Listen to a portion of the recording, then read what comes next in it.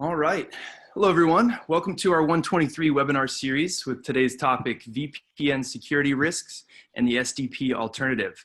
I'm your host, Ryan Reeves, on behalf of Shamrock Consulting Group, your trusted technology partner for expert advice, analysis, and cost savings for over a decade. Today's speakers are Ben Ferguson, Executive Vice President and Solution Architect for Shamrock, and Jim Anthony, VP of Cybersecurity at AppGate. Our agenda, as always, for our ONE-20-THREE series is to provide you guys with one topic over 20 minutes with 3 key takeaways to help drive business success through targeted research and real-life examples. If you guys have any questions throughout the session, please feel free to hit the question button at your bottom right, and we'll answer those at the end. And without further ado, I'd like to toss it over to Executive Vice President and Solution Architect at Shamrock, Ben Ferguson. Awesome. Thank you so much, Ryan.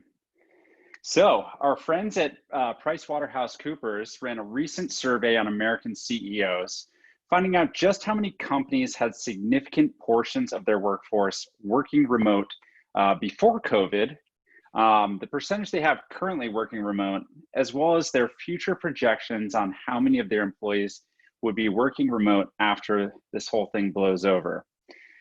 Can't come soon enough, in my opinion.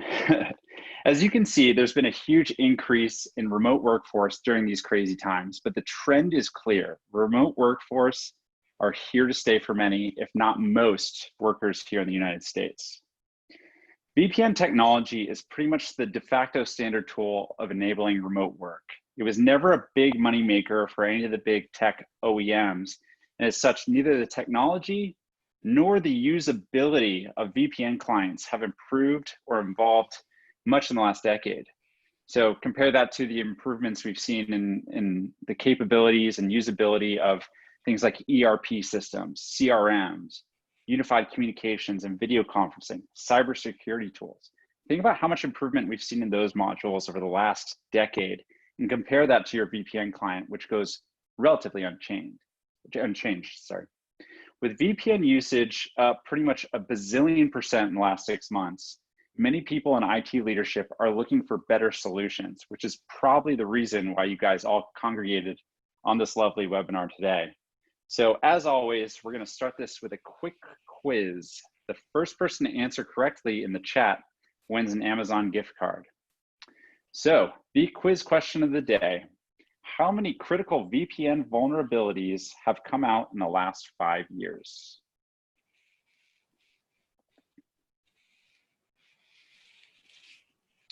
I think I already saw a correct answer. The answer is D, 84. So we've researched 84 critical VPN vulnerabilities identified by MITRE, NIST, and ExploitDB over the last 5 years. Now let's do a quick survey on how many people on the call are 100% sure they've patched theirs. I'm just kidding. I'm sure everybody's been very diligent in doing such. So with that being said, it may not come to a surprise to most IT leaders, but not only are your VPNs a major threat vector to your network, but your end users don't like their VPN clients. In fact, most of them probably hate it. They were never designed to be the first part of your end user's day right after their morning coffee. It was just meant to be a simple tool for remote engineers and the occasional remote worker when they need to do something important while traveling. So with that being said, let me hand this over to my friend, Jim Anthony, Vice President of Cybersecurity at AppGate, the leader in zero trust frameworks in the software-defined perimeter. Thank you, Ben, and thanks everyone for being on the call with us today. I'm going to jump right into it and add on, pile on, if you will, to that user experience with the VPN. Let's talk about some of the other challenges tied to VPN as well that are more related to the corporation and the entity that's actually deployed that VPN concentrator.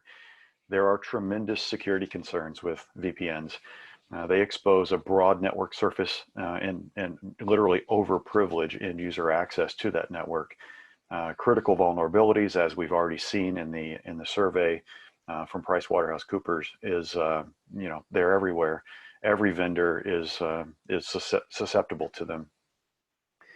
VPNs have a very difficult time providing granular access to things within a network, which is kind of the root, the foundation of some of these issues. They also, because of their single tunnel capabilities, they have an inability to scale. You got to buy a bigger box if you want to get more users on or more throughput through it. And then even then you're limited to that single internet connection point that feeds that VPN concentrator. So scaling is always a real big issue with VPNs. And then obviously logging and audit visibility are also another major factor in security concerns related to VPNs. So here at AppGate, we have a product called AppGate SDP, SDP standing for Software Defined Perimeter. It is a 100% replacement for VPN. It goes above and beyond and really addresses a lot of these different issues. For example, I'm not going to read the slide to you, but some of the things that we do that are really, really unique within the space. We actually use AppGate SDP to implement a zero trust access mechanism to the network. This, you could think of it as black cloud concept, where the cloud is actually not visible until you're an authorized, authenticated and authorized user onto that network. And even after that, you're only granted access to the things that you're allowed to see, while everything else will be cloaked and invisible from your ability to find it. This helps to prevent lateral movement and other things within the network. By default, it is a microsegmentation tool. It ensures that your customers, your end users, whether they're on corporate issued devices or BYOD devices, it ensures that they're safe, that they meet the standards that are required before they're granted access. So contextual based access is always a very important concept. At the bottom line, we're implementing the principle of least privilege with AppGate SDP, something that no VPN on the planet can do. And again, just to reiterate, this is every VPN. It doesn't matter if it's Palo Alto or Cisco or PulseSecure. All VPNs fit into this susceptibility category that we're about to expose. So let's dive into a quick little demo here as part of this presentation. The first thing that I want to do is expose to you a demo environment that we've built to actually demonstrate some of these things. It's a very simple environment. I'm going to be leveraging AWS and their infrastructure as a service cloud platform to do this, because it's easy to spin things up and destroy things and leverage some other concepts. I'm the user on the left. AWS is the data center on the right. And that data center, let's call it DC East in this use case, is being protected by a couple of different access methods. One access method being a VPN concentrator, the other access method being the AppGate SDP solution. Behind that access method, there are lots of EC2 instances or virtual machines. Some of these instances are active, some of them are in QA mode, some of them are off limits in terms of who has access to them, the user on the left. All of these are acting as web servers, just to keep it simple. And they're all serving up web pages on port 80, right? So it's an easy thing to understand. I'll be using some industry standard tools that come with most operating systems to demonstrate some of these concepts. You could probably even do some of this on your own with your own solutions that you have in place and prove to yourself that your VPN concentrator is actually doing the same exact thing. And so here we go. Let's dive into it. So what's the first scenario? We mentioned the idea that VPNs are susceptible to outside attackers. Well, the reason is they have open exposed ports to the outside world. So let's dive into this scenario. What is exposed to the outside world in these two different scenarios? In a VPN, there's several open ports. It can vary from platform to platform and vendor to vendor, but the bottom line is most likely you're going to have port 22 open so that your admins can SSH into the device and do some things to it. You might have port 80 open for some configuration uses, and you most definitely will have port 443 open. This is the typical port that's used for user access, and you might even need it for secure configuration as well. On the AppGate side, on the other hand, we'll find that there's no open ports. The ports are cloaked, and they're only made visible to authorized users, and we use something called single packet authorization to do this. It's a unique capability with AppGate. So let's dive into the demo. Before we got started on this call, I actually started a port scan on both of the solutions, and you can see the two shell windows here on my screen. The black background with the orange font, those are sort of our corporate colors, so that represents the AppGate side of the equation. And the blue background with the green colors, those are sort of the Cisco corporate colors, that represents the Cisco solution. So you can see that I've used netcat. NC is actually the command to do a scan on the public IP address of the AppGate solution. And I've also run a port scan on the public IP address of the Cisco solution.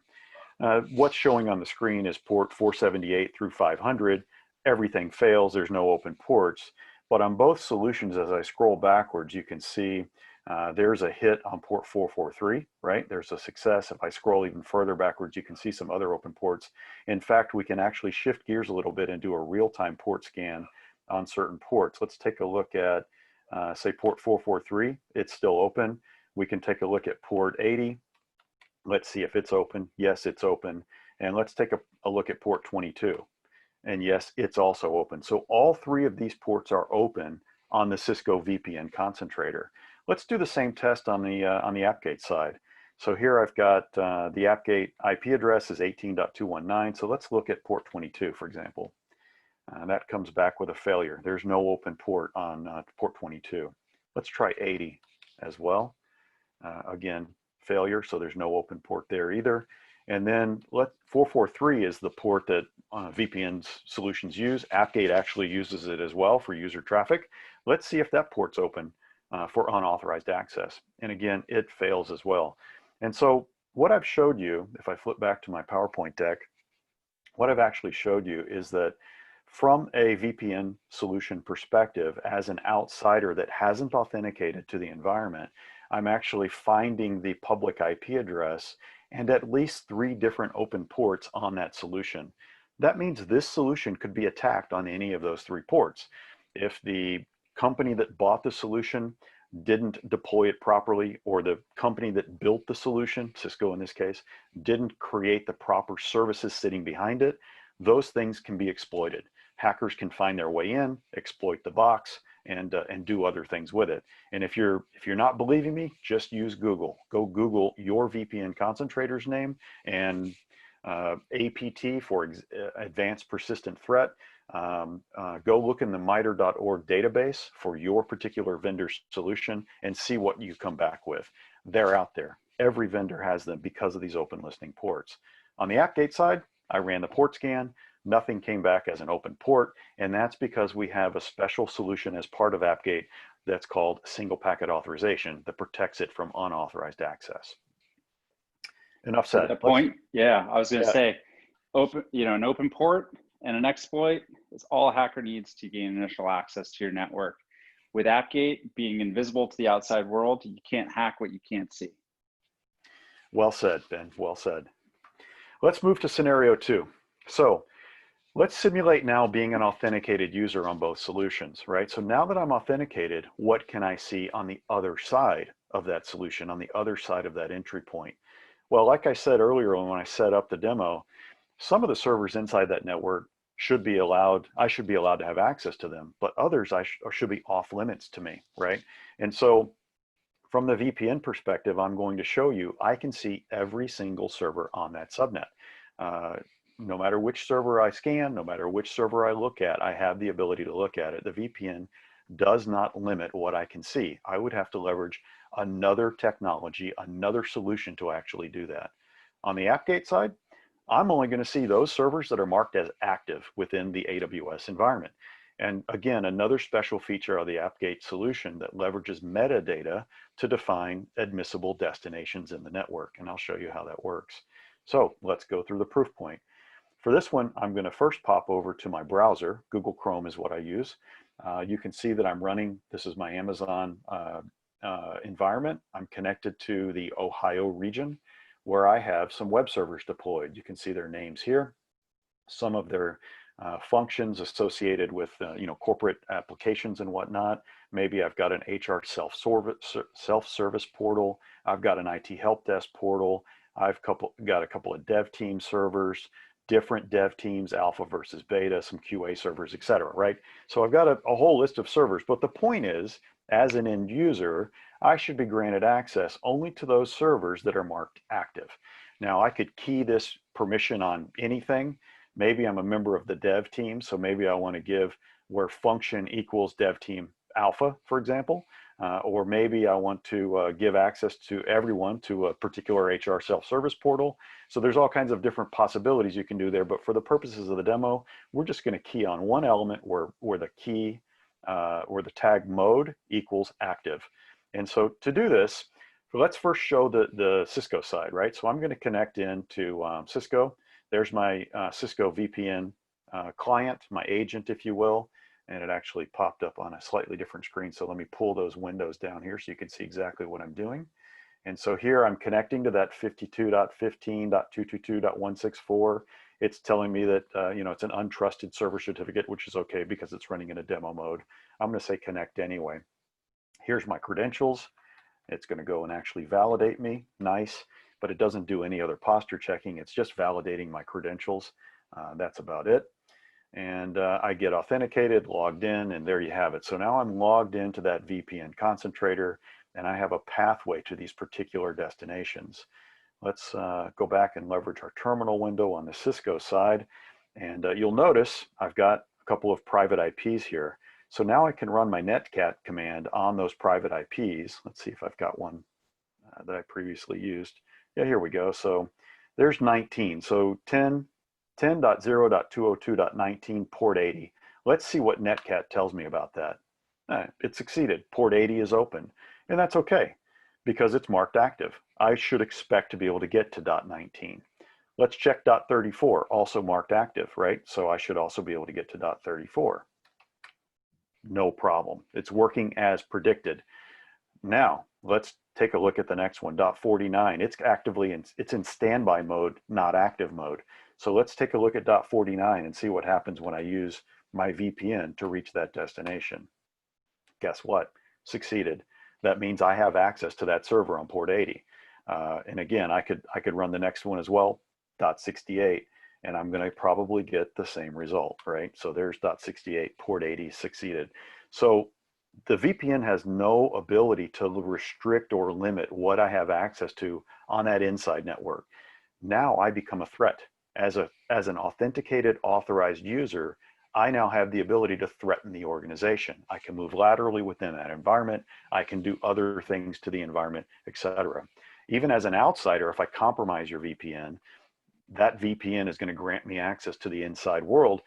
Everything in that inside world is available to me, right? So that's a bad scenario. Let's kill that one and pop over to the AppGate side of the house. So here's my AppGate client, again, a client running on the machine, just like the VPN. I'm going to provide some credentials here and connect. Again, same thing that I did on the VPN side, except I'm now posture checked and some other things are happening under the backgrounds. And the bottom line is, I'll explain what popped up on the screen as a result, but now the bottom line is I'm connected to my DC East data center, and the rules should be applied as to whether or not I can reach these particular destinations. So again, let me find one of my cache commands. Let's look for .19 as that first server, right? .19 on port 80, and there it is. And just like my AWS console says, .19 is marked active, so I should have access to it. Let's scan the next one, .34. Backing this out, .34, sure enough, that's active too. All right, the rubber meets the road with .49. Do I have access to it or not? And the answer is no. The operation failed, it timed out because it's not marked as an active server within the environment. And again, we can further the demo and say, how about .68? What about that one? Again, no access because it isn't marked active. And so what AppGate is doing is actually keying on that metadata and granting me access based on the existence of that metadata and the value that's associated with it. In this case, mode equal active. So what have I showed you? Let's flip back over to the PowerPoint deck. What I've showed is that once you get past that VPN concentrator, everything on that private network is exposed. All ports, all protocols, all IP addresses, all destinations are exposed to that end user. The VPN is not designed to handle this type of restriction, and you got to use other technologies, which complicates your deployment, complicates your administration overhead, and creates a scenario where you can make mistakes in configuring the solution. On the AppGate side, we connected to that DC East. We can only see the servers that are marked active. We can only see port 80 using the TCP protocol. I didn't try to ping any of them or use any other ports or protocols, but trust me, that's what's been granted access to is TCP port 80 on those active servers. Ben, anything to add? That was great. I mean, this really just shows the granular access from a privileged access management standpoint and being able to fine tune what people have access to, because that's always a huge concern for IT leadership is overprivileged access. Because if you're giving all of your end users overprivileged access, don't have a means of granularly sorting who can access what, then hackers are going to come in and have a field day because they'll have access to everything. Exactly. Well said. All right, let's move on to scenario 3. We're cutting it close on time. Whoops. So here we go. Scenario 3. Now I've got multiple data centers, right? I'm sure all of you have multiple data centers, even if you literally have one physical data center, but you're leveraging some things in the cloud, or you've got some SaaS offerings and other things, you have multiple data centers. And so how does the VPN deal with that? Well, I got multiple options with a VPN. That sounds like a good thing. One option is I could deploy another concentrator, right? So what this allows me to do is I could teach my end users how to connect to that other VPN concentrator that's in the other data center, and teach them how to know when one app is in one data center versus another data center. Gee, that sounds like a disaster waiting to happen, right? Super easy, Jim. Just Yeah. all you have to do is train all your end users on the theory behind DNS and IPv4. That's right. That's right. Too easy. But in addition to that, I've got to buy another box or pay for another set of licenses. I got to manage it completely separately from the first VPN concentrator. So now I've got different configs and different things I got to deal with, right? That's a bad idea, right? So deploying another VPN concentrator is that's not really going to work out very well. So the other option is I could deploy what's called a LAN-to-LAN VPN, right? Well, that's interesting, and that's what probably most of you are doing.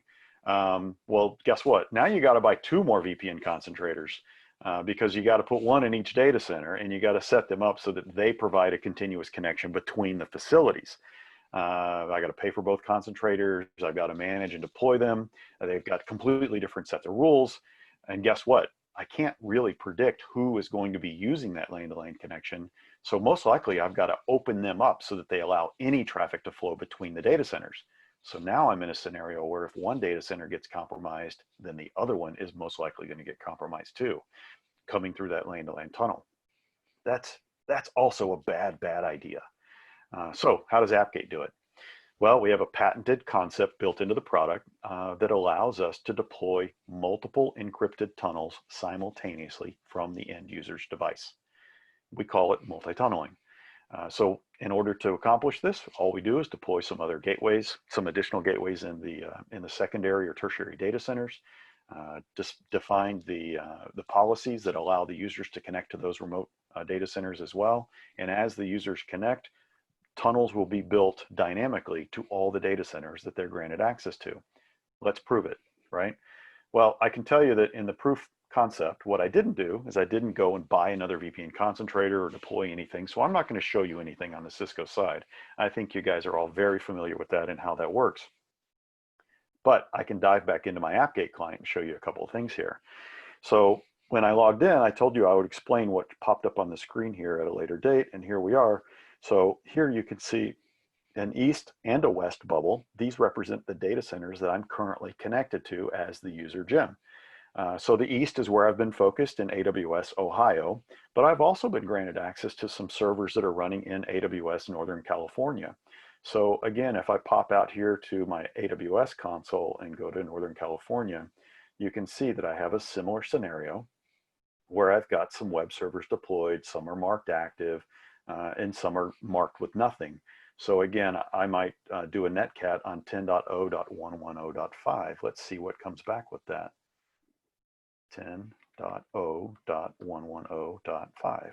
And you did 11.5. Oh, sorry, I did 11.5. That's right, I'm on quality control. Yeah, thank you. So there it is. There's my 110.5, port 80 succeeded.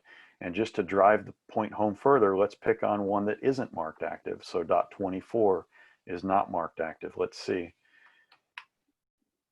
And so that one failed, right? So it's not active. I should not have access to it. So what I've done, I haven't even logged out and logged back in. I haven't refreshed anything. AppGate looked at my posture as I authenticated to the environment and said, hey, you're a proper user. I like your device. It's safe, it's secure, it meets all the BYOD standards, whatever, yada, yada, right? The posture checking process. Because of that, I'm going to stand up encrypted tunnels to these 2 data centers and grant you access to the active servers within those data centers.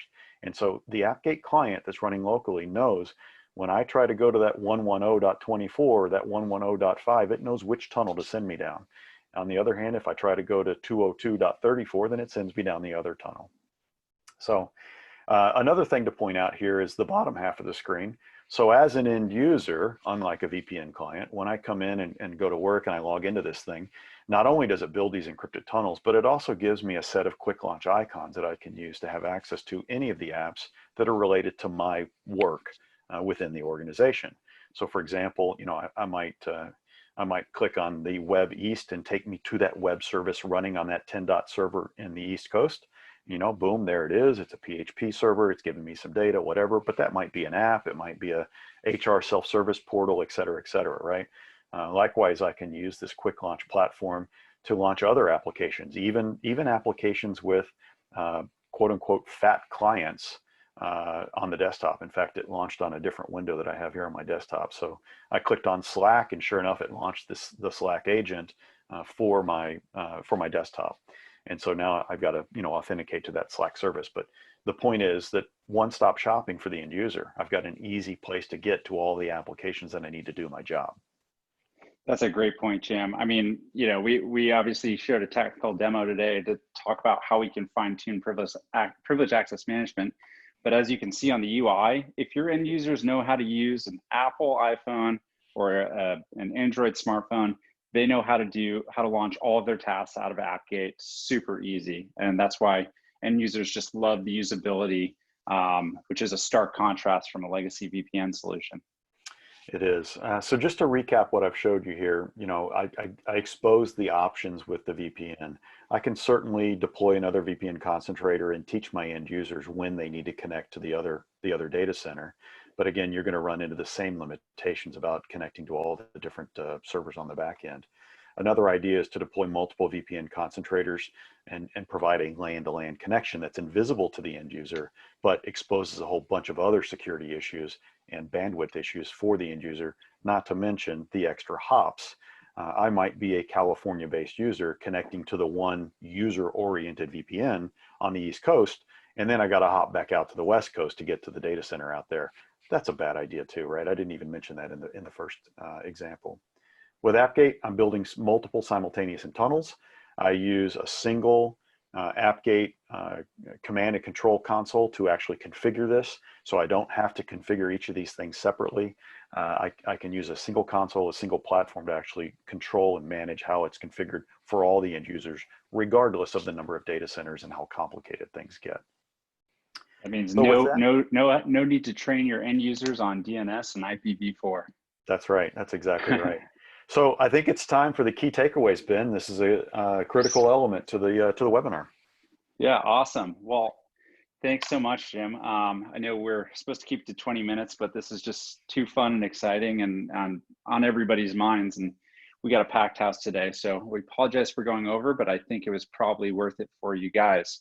So key takeaway number 1, your end users hate their VPN client. Pretty much guaranteed. It is the Windows Vista of the tools they have to use every day. Your end users don't want to be DNS or IPv4 experts. They just want a streamlined workflow. Key takeaway number 2, VPNs are making businesses more vulnerable to outside hackers. As we mentioned, all hackers need to own you is an open port and an exploit. As we've shown, it's all too easy with legacy VPN concentrators.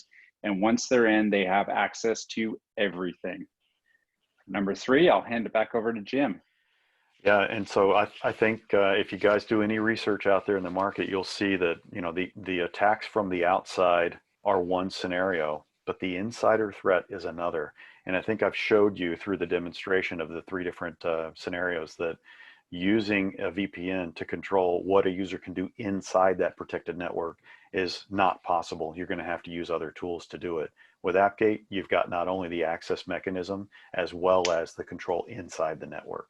So we're preventing that insider threat while we're providing that access to the end users. Awesome. So if you guys had questions, please enter them in the chat window or the Q&A button. And Ryan will be reading some of those off to us. Excellent. Thanks, Ben. Thank you, Jim. That was an excellent presentation, guys. Yeah, we know, again, we're up against the clock here, so everybody has probably got to go about their busy days, but wanted to offer just a quick forum to see if anybody had any quick questions. It looks like we do have a couple coming through, so let's just move right through them here. First question, how does AppGate actually block resources that users aren't entitled to? That's a great question. So as part of the policy building process, we actually define rules per user that allow that user to reach destinations on the network based on very specific ports and protocols that are associated with the application. Now, this is a session-based concept and can be adjusted in mid-session. So for example, a user might be granted access to a particular destination because they meet all the criteria. And one of the criteria might be your antivirus is running. Well, if that antivirus crashes mid-session, AppGate will realize that that antivirus has crashed and that user no longer qualifies to reach that destination, and will remove that destination from that user's approved list of applications. Perfect. All right, we've got a couple other ones coming in here from Dennis. How does the one packet authentication work? Yeah, so let me correct some words in the question. It's not one packet authentication, it's single packet authorization, and it is a critical difference. Don't think of it as a way to do invisible authentication to the network. What it really is an authorization for one end user's device to talk to an AppGate appliance that's protecting the network. It authorizes the communication. From there, authentication begins. And so what this does, it actually takes what we call a SPA token. That SPA token is deployed to the end users ahead of time, embedded in their client. And every time that client tries to communicate with any AppGate appliance running in any of your data centers or cloud platforms, that token is used to create a new key, and the key is sent to the appliance. Well, that creation of that key not only includes the SPA token, but it also includes a timestamp and an identity of your machine. And so what that means is it's received on the other side in the appliance itself, where it's deconstructed and validated, first of all, that you have the right SPA token, but also validated that it fits within a very short time window, and validated that that packet came from the machine that issued it, where it was actually created. So by doing that, we're eliminating any man-in-the-middle attacks, anybody who's sniffing the wire and trying to capture packets and replay them. So it's a foolproof method of actually hiding those open ports unless the end user is pre-authorized with that single packet authorization token. Great, thank you, Jim. We've got two more questions here. We'll try to get through them as quickly as possible. First one, can you protect servers BYOD with AppGate beyond remote access? Absolutely. So what we find is the easy button to press with AppGate is a remote access VPN use case. What we find with a vast majority of our customers is once they adopt AppGate, once they press that easy button and they solve one of these critical VPN kind of problems, they wake up and they're like, hey, wait a minute, there's no reason why we can't use this for our users who are on-prem. We can use it inside the data center to control east-west traffic. We can even use it in an IoT play, controlling what IoT devices are allowed to do on the network as well. So there's a wide variety of different use cases that you can apply AppGate to, including north-south, east-west, and IoT. Thank you, Jim. All right, we'll go to the last question here, and this one is pretty general, but maybe we can take it on a couple of levels, Jim. How is AppGate licensed? So maybe if there's a difference between small, medium, large corporations, how is it exactly licensed? That's also a very fine question. We are licensed based on two elements. The lesser of the two elements is a license for the number of data centers that you want to provide protected access to. So that would mean in the case of my demo where I showed you a DC East and a DC West, which are in reality AWS Ohio and AWS Northern California, we call those sites. Those would be 2 sites. So I would have to have 2 site licenses with my AppGate licensing. When you buy any of the second element of our license, which is users, you get 1 site license for free. So I'd have to add 1 site license to my licensing. So the second element is the number of users. Think of these as people or identities in your identity management system that are going to be using AppGate to access the various data centers. That doesn't mean that if you've got 1,000 employees, you have to buy 1,000 user licenses from us. If you only have 100 employees that need to have this type of access, then you only need to buy 100 user licenses. And another key point here is that it doesn't matter how many devices those users have. We're not licensing the clients that they deploy. So they could have a laptop and an iPhone and an iPad, 3, 4, 5 devices. They're still 1 user as far as our licensing is concerned. Another critical element to think about as well is we have a graduated scale based on quantities. So the more you buy, the cheaper the per user licensing becomes. And then the licensing are actually sold in an annual subscription basis. So every year you get to reevaluate whether or not you continue to want to use this solution. It's not like you have to buy a big hardware platform and you've got to get the most out of that platform and you've got to amortize it over time. So it's very much built for an OpEx model and it's based on consumption and actual usability of the solution. Fantastic. Thank you so much, Jim. I think we'll wrap it up right there, folks. Thank you guys so much for joining us today. Again, we know we went a little bit over time, but I think the subject matter really does warrant that because this is great stuff.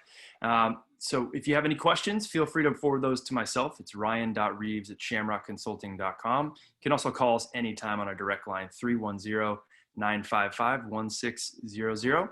Once again, thank you so much for being a part of this 123 webinar. And thanks to our panelists here, Ben Ferguson and Jim Anthony. Everybody have a great rest of your day. Thanks, everybody. If you'd like to schedule a demo, feel free to reach out. So much that we didn't even get to cover today. It's really focused around security, but there's so much to this solution that you guys are going to absolutely love. So thanks a lot for everybody's time and have a great rest of your day.